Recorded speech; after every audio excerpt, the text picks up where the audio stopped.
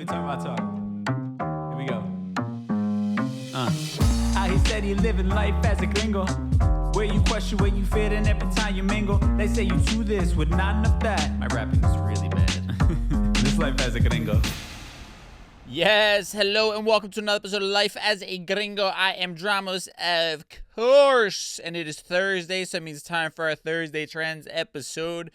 I'm going to try to do a healthy balance today of just like light, fun stories mixed with shit that, you know, reminds you that the world feels like it's burning around us. We'll try to keep balanced today, though. We'll talk on the heavier side of things. You have a green card holder who is being threatened of being deported because he participated in a peaceful protest at a university. We'll talk a bit about that. We'll quickly touch on Yolanda Saldívar, who is the woman who murdered Selena, and she is up for parole and potentially could get out this next month. We'll see about that. We'll touch on a story about a realtor in Ohio who, you know, loves herself some Fox News apparently and left a racist note on a waiter's on the check when she paid at a Mexican restaurant, ironically. Now she is jobless. We'll talk a bit about that. On the positive side of things, this is just like a personal thing because I love The Office. There is a, what would you call it? It's not a reboot. A spinoff happening potentially of The Office. We'll talk a bit about that. And then listen, this is a Bad Bunny Stan podcast 2025. He just dropped a new music video. We got to touch on that. But first and foremost, let's start with the nonsense, the BS, in a segment we call For the People in the Back. Say it louder for the people in the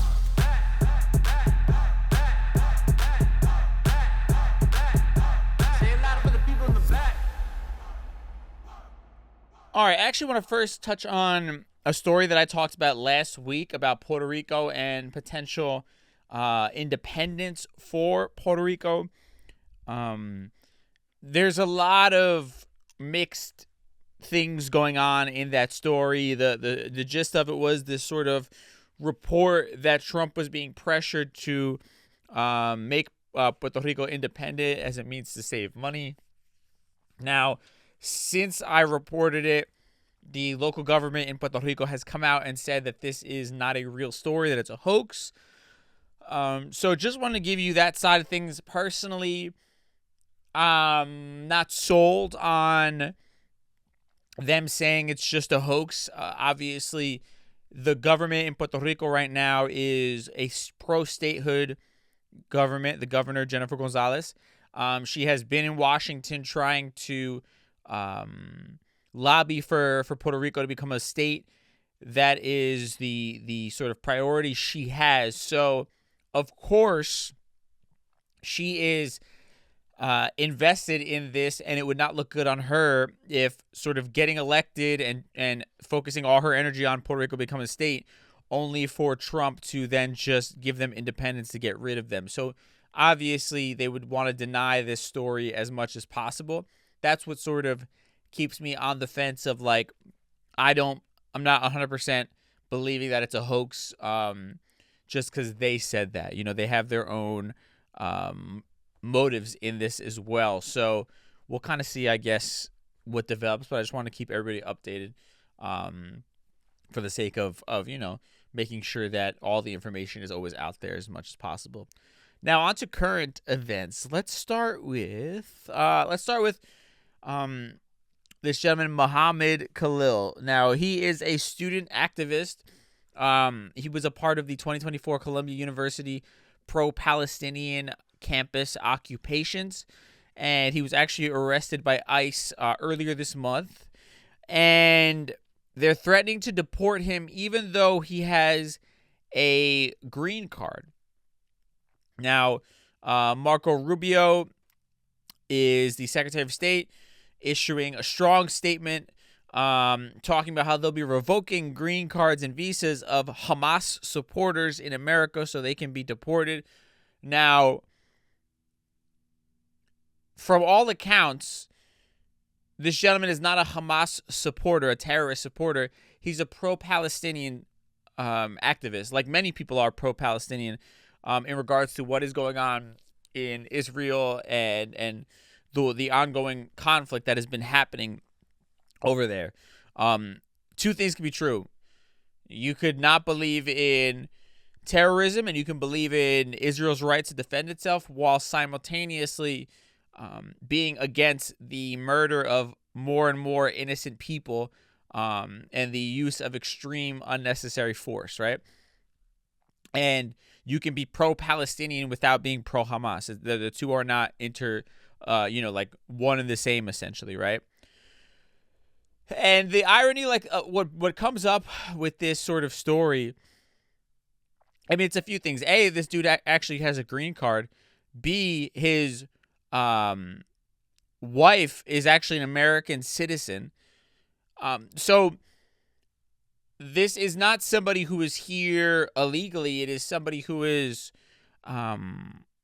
followed the rules, so to speak, that the right and the Republicans claim that they are in favor of. But they're trying to make an example here, and that's sort of the scary part about this entire story. Now, a judge has temporarily blocked him being deported, but this begins to impede kind of on a lot of the things that we have been talking about, or I've been mentioning here on the show, of sort of a government that is scared of any sort of criticism and is incredibly un-American. And we saw this when it came to now the way that the press is going to be selected in terms of who gets to cover the Oval Office, like the executive signings and all that. And now with this, Trump talking about anybody protesting on a college campus being labeled as a terrorist and it being illegal, these are things that impede upon our First Amendment rights of free speech. And of course, they'll say that it doesn't. The Marco Rubio's argument is that people with visas and green cards are essentially, being given a gift, and they should not be doing anything that is, I guess, to them, un-American. It's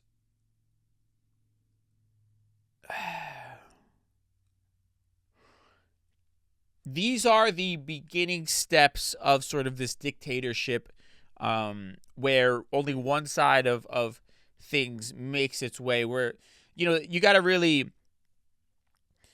regardless of where you fall on this whole idea of what's happening in Palestine and Israel and the conflict, the day that we can't take to the streets and voice our opinions and peacefully organize is the end of democracy as we know it.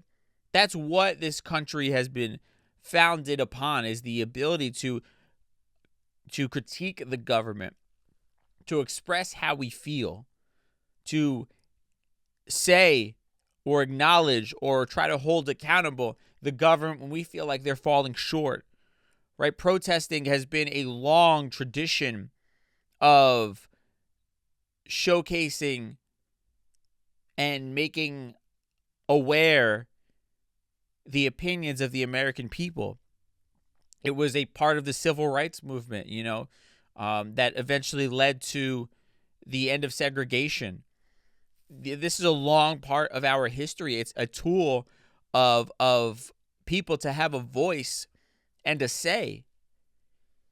And now, ironically, with a party that claims that, everybody's so soft and everybody is so weak on the left and sensitive, they can't handle any sort of critique, and they do everything they can to shut down anybody who speaks or has a different opinion than they do.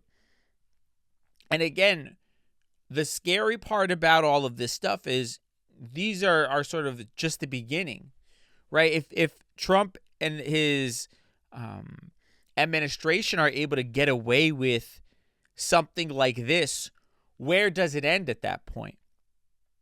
Right? Where does the line sort of end? Where now none of us, I might be raided by the fucking, the FBI or whatever just for having this podcast and talking negatively on him. Like, that's very possible. That's the road we begin to go down if this goes unchecked. Right? Again, it starts with these seemingly little things or these easy targets in the form of someone who has a green card that, is not a citizen, so they're sort of treading on I don't know if it's treading on water, or are you like treading on, I can't remember this. Why am I so bad at remembering sayings? But I don't know, it's I no, there's something with the ground, treading on fragile ground, we'll say that. But you're kind of walking on eggshells almost. I don't think that's the right one. But essentially you're here, you don't have the same rights as a full American citizen. And there are certain stipulations to you having a green card and your status of being here legally. So they're an easy target, and especially, with the sort of anti-Muslim sentiment and a word like terrorism being able to be thrown around so easily, they're easy targets. But eventually, if this works, if they're successful in silencing this person, deporting this person, these are fear tactics. It's meant to make us think twice about raising our voices against the nonsense that's happening.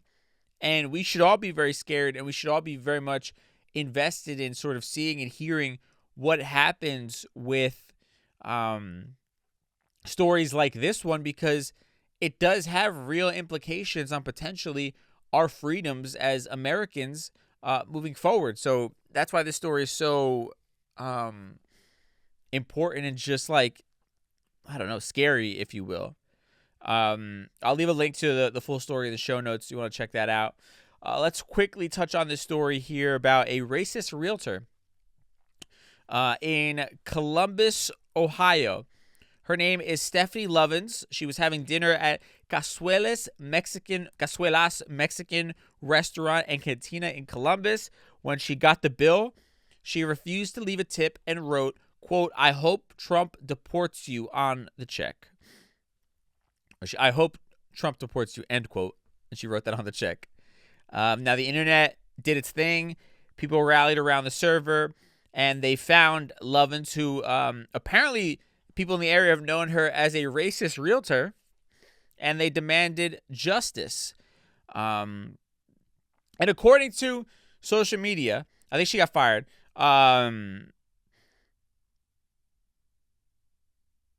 She got fired from Century 21. And the person that was her server that she wrote this is allegedly a man who is a disabled veteran and United States citizen. So he was racially profiled by this woman. Also, ironically, this white woman goes to a Mexican restaurant and is triggered by the fact that there are people of color working inside of a Mexican restaurant. This is the irony of everything. Like, if this isn't white America in a nutshell, I don't know what else is. They love our culture. They love our food. They just don't love us. So they would love to have our culture, a Mexican restaurant, but just white, blonde hair, blue-eyed people working there. That's their fucking dream. They can have themselves some tacos, some fucking quesadillas, the whole nine, except they don't have to look at anybody who isn't white, basically. That's their dream. The fucking irony.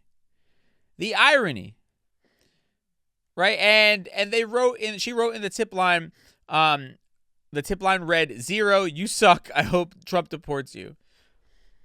First of all, I've had some, I don't know, you have to be a special kind of psychopath to I don't know. I've had some shitty servers, some shitty service, shitty restaurants in my day. I've never been that riled up about it where I'm going to fucking write a note on there and also not tip them. Maybe I'll tip them the minimum, but at the end of the day, serving's hard. It's not a fucking easy job. Also, this chick was probably paying the fucking ass at the same time. But this is, again, the effects of rhetoric, of words. This idiot has seen the television, has heard the rhetoric, and then now uses it out there in the real world and has this feeling of superiority as a result of the rhetoric from people like Donald Trump. And then, ironically, the person that she's fucking telling, I hope Trump deports you, is a fucking veteran of this country and a citizen. And again, if that isn't the plight of people of color in this country, I don't know what else is. Right? You do your part, you contribute to the betterment of this country, and they promise you the dream. You're right. Oh, you're a hero. You're a veteran. Thank you so much for your service. But their true colors always shine. You will never be recognized at the same level as them. And obviously, it's not like she knew this guy was a veteran, but it just goes to show you. Because so many people, you know, Latinos for Trump and all that, they think, oh, I'm going to be a good Latino, I'm going to support Trump, and all these things.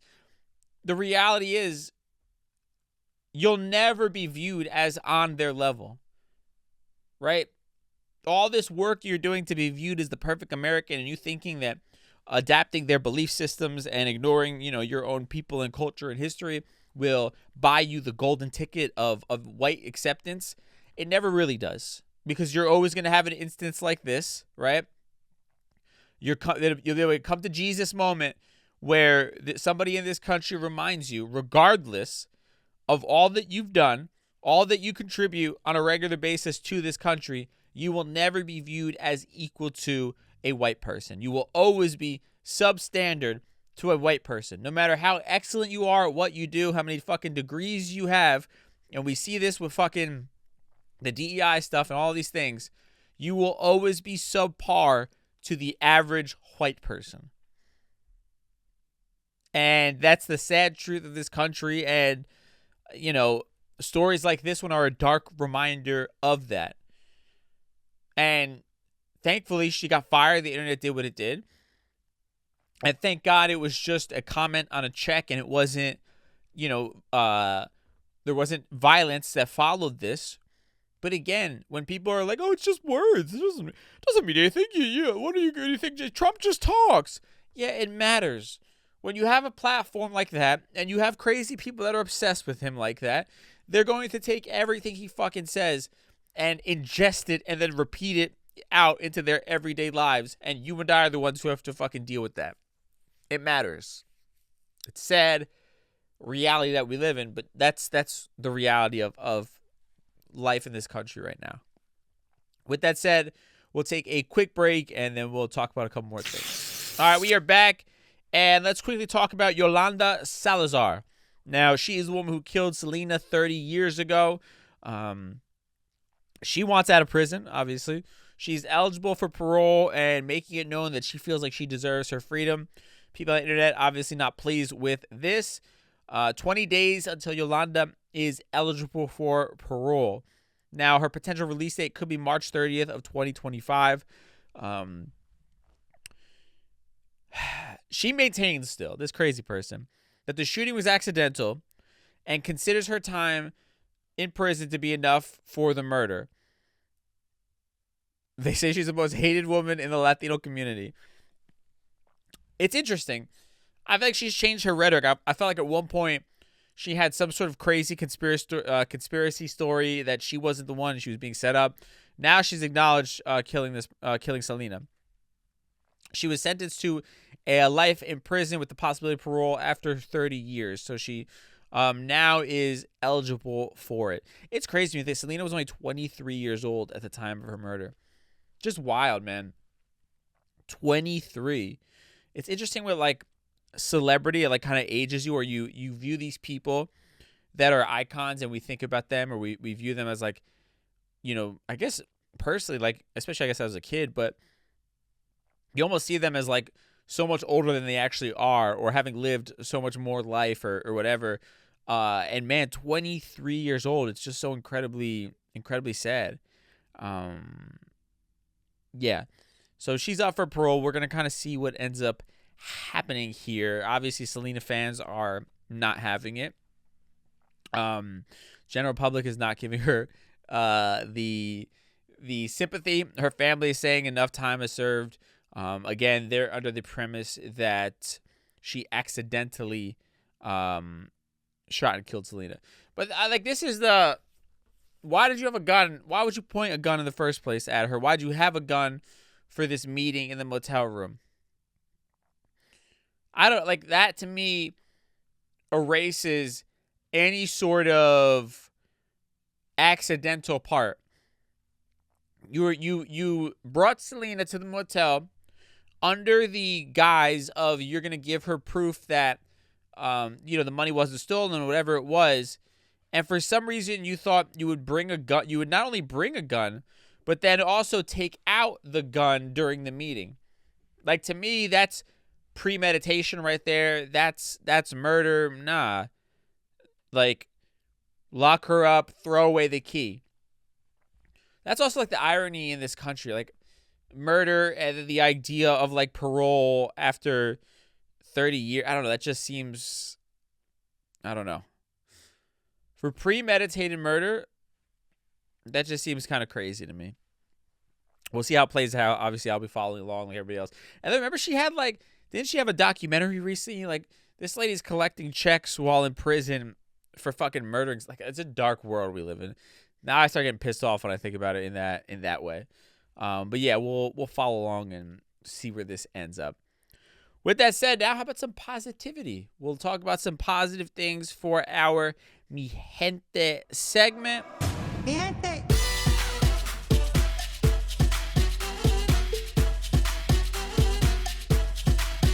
All right, positive things real quick. I'm a huge fan of the show The Office. Particularly when Steve Carell was there. It lost its luster for me the last 2 seasons. I kind of fell off from there. But big fan of The Office. And the Latino on the show, Oscar, actually, Oscar Martinez, if you're a fan of the show. Sorry if you're not. This is just, I guess, I got excited when I read this. They're actually speculating they're calling it a reboot in this article. I think it's a spin-off more than anything. But they're saying that Oscar Nuñez, who's the actor who plays Oscar Martinez, has officially signed on with Peacock. And they're talking about it's going to be an upcoming mockumentary series tentatively titled The Paper. Now, he's the first confirmed returning cast member. And they're saying that it's created by the Office mastermind Greg Daniels and Nathan For You. Nathan For You is another show. Co-creator Michael Coleman. And it follows a documentary crew that previously chronicled life at Dunder Mifflin. So it's the crew that followed the Dunder Mifflin cast they're chronicling them as they search for their next big subject. They're saying this time they turned their cameras toward a historic Midwest newspaper and the publisher struggling to keep it alive. Now they're saying Nuñez may not be the lead, but he's confirmed to be a part of the new series script from the start. While details about his character arc remain under wraps, his presence suggests that the paper will maintain ties to the original show The Office while introducing a fresh storyline. A bunch of confirmed cast members, nobody whose name I recognize off the top of my head. Yeah. Exciting. That's really all I could say. I was excited about that. I love this show. There's a bunch of shows I wait, like How to Make It in America, by the way. If you've never watched the show, it has nothing to do with The Office. But I'm just thinking of like my favorite shows ever that I wish could come back. How to Make It in America, HBO show. Go watch it. I think it's on demand. If you have HBO on demand, greatest show of all time. I'll die on that cross. Super inspirational. Just reminds me of like it was New York. I would call it like mid to late 2000s, and it was just like I remember living it in real time, and it was like, that show just brings back so many memories. I don't know why we're getting on this tangent. Anyway, yeah. So, Office spinoff on Peacock. Excited about that. Now let's talk about Bad Bunny, El Conejo Malo. He just dropped a video for my favorite song on his new album. The song is called La Mudanza, and he's again, I know this is sound like I'm beating a dead horse. You're probably sick of me talking about I'm sick of me talking about this, right? But first of all, happy belated birthday to him. He celebrated his birthday by dropping this video. He's 31 years old now. And he just keeps fucking doing it. And not for nothing.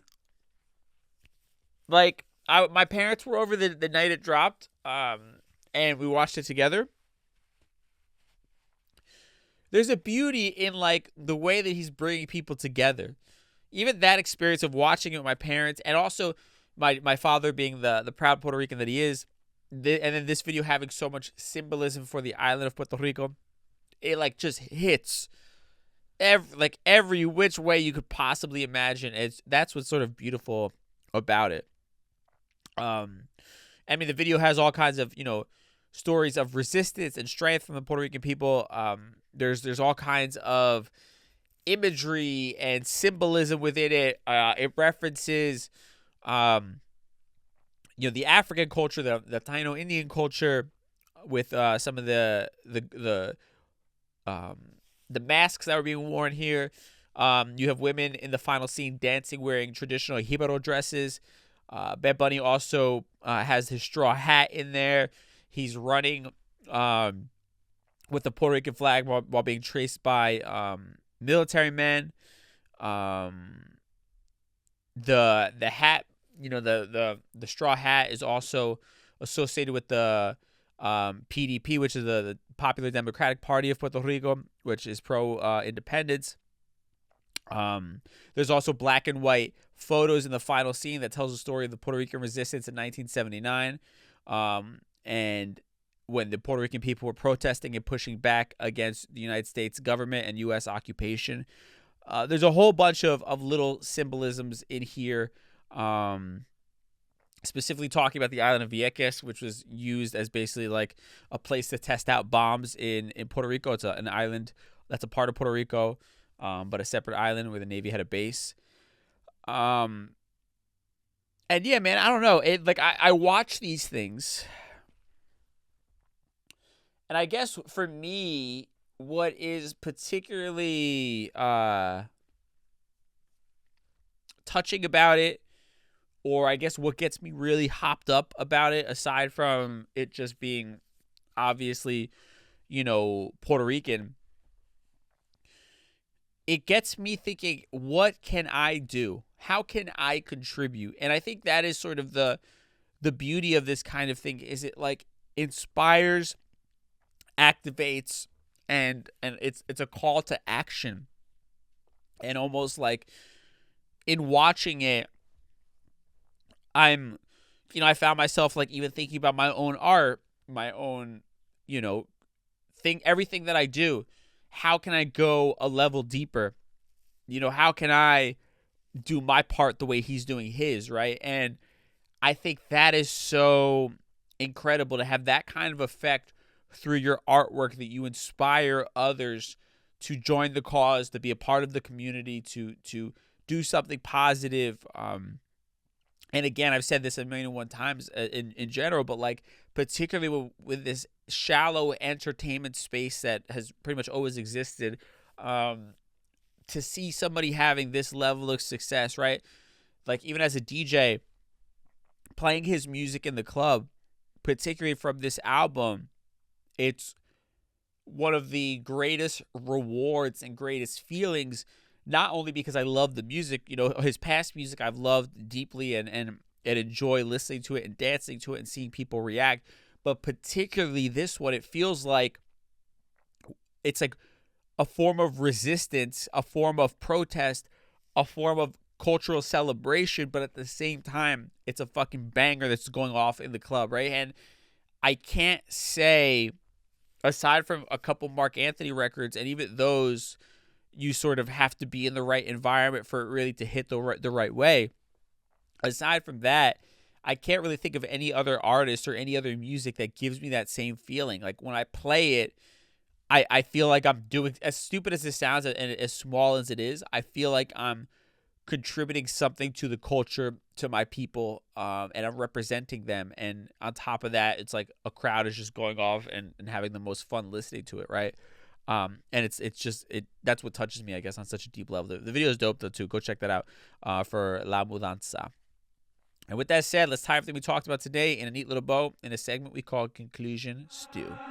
Time for conclusion stew. All right, so kind of tying everything together here.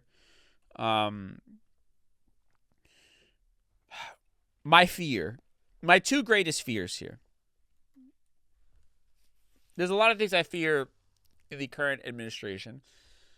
And I think my two greatest ones that I fear,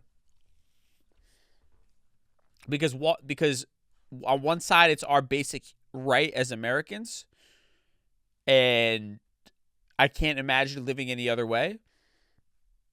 And then the other thing is the idea that the very institution of government that was put in place to protect us will no longer exist, and basically we will be even further and officially at the will of rich people, which, if you're not rich like myself, I don't think is going to bode well for you.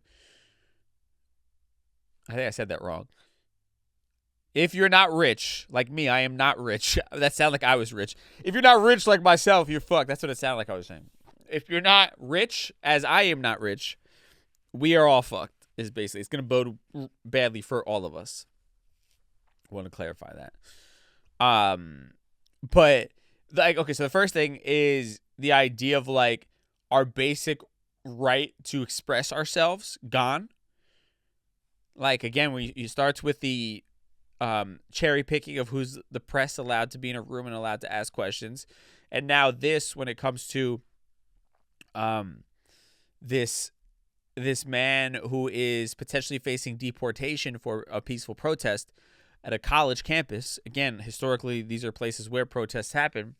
And somebody who's here legally. It sets the stage for a sort of sketchy reality of what the fuck is going to happen. Especially, again, I'm somebody who, I have a platform. I've never lived in fear of critiquing Donald Trump or somebody like that and thinking to myself, my safety or my livelihood is going to be put at risk.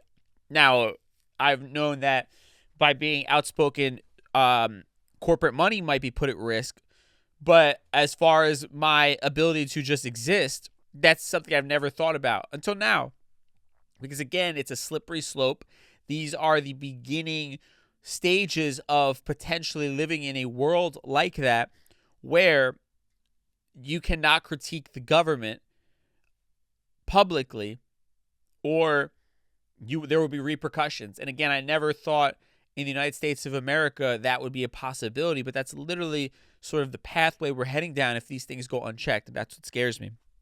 And then the flip side of that, like I talk about all the time, my other greatest fear is the Elon Musk thing of the idea of basically you're handing over the keys of the government to this rich billionaire who is just gutting all of our programs that are meant to help the everyday people, right? This country is supposed to be in service of its citizens, but instead they're running it like a ruthless corporation that, as a corporation, the blueprint of a ruthless capitalistic corporation is turn profit for its, board and executives by any means possible. And the country can't operate that way because you and I as everyday citizens are the people who are going to feel the brunt of them squeezing us and bleeding us dry. We're the ones who are going to suffer. Those are two things that scare me. And then this realtor in Columbus, Ohio, you couldn't. This is like a fucking Chappelle show skit almost. A racist goes to a Mexican restaurant and then is racist against the brown person at a Mexican restaurant. That's a fucking sketch right there. And then ironically, the person she's racist against not only happens to be a fucking citizen, but a military veteran. Which again doubles down on the fact that no matter how much of this America Kool-Aid you drink and how much you try to be one of these good old boys, there will always be a moment that reminds you they do not view you as your equal. And it's moments like this one. Thank God she got fired. Shout out to Century 21 for firing her. Stupid ass. Just sad. And again, who knows how many people were fucked out of like potential properties or whatever because of this fucking racist idiot. Anyway, onto some positivity. Or no, Yolanda Saldívar. Listen, I think she killed Selena.